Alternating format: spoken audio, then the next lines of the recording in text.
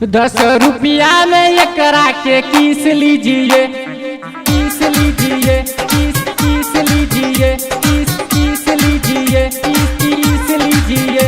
10 रुपया में एकरा के किस लीजिए, 10 रुपया में एकरा के किस लीजिए।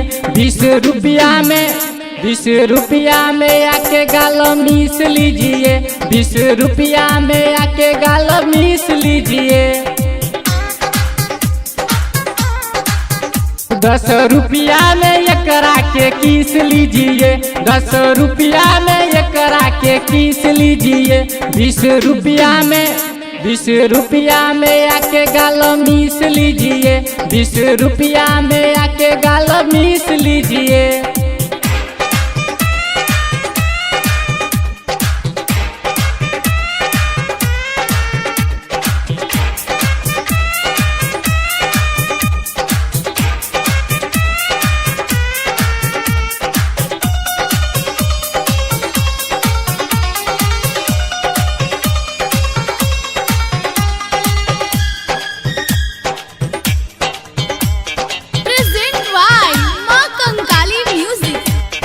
चढ़ल जवानी छे एकर हो सुपर, दै छे जवाब देख दुनू कबूतर। चढ़ल जवानी छे एकर हो सुपर, दै छे जवाब देख दुनू कबूतर, दै छे जवाब देख दुनू कबूतर। देरी करू ने जल्दी से फीस दीजिए,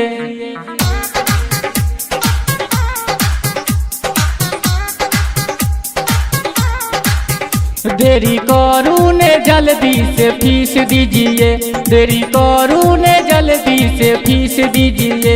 20 रुपया में, 20 रुपया में आके गाल मीस लीजिए, 20 रुपया में आके गाल मीस लीजिए।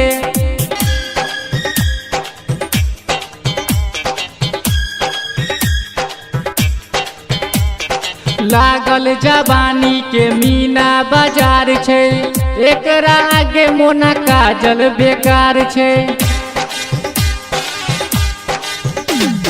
लागल जवानी के मीना बाजार छे, एकरा आगे काजल मोना बेकार छे, एकरा आगे काजल मोना बेकार। जेने मोन करे ओने आके घीस लीजिए,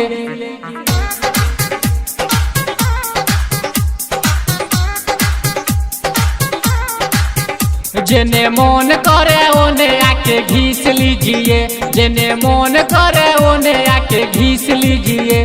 20 रुपया में, 20 रुपया में आके गाल मीस लीजिए, 20 रुपया में आके गाल मीस लीजिए।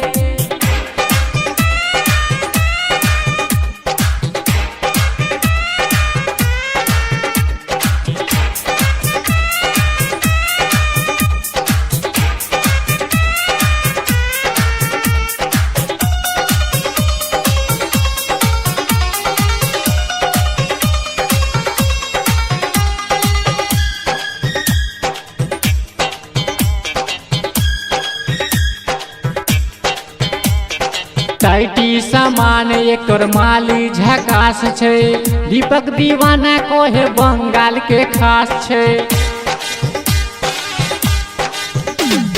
टाइटी सामान एकर माली झकास छे, दीपक दीवाना कोहे बंगाल के खास छे, दीपक दीवाना कोहे बंगाल के खास छे। अमित कौशल चंदन बख्शीश दीजिए,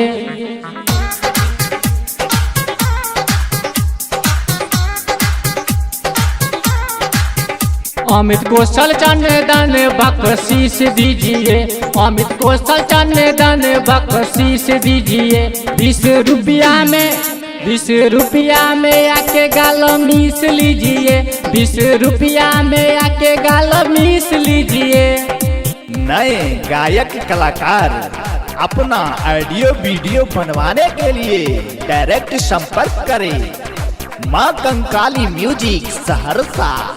हमारा मोबाइल नंबर है 829829 हमारा दूसरा नंबर है 90 65 36 7485।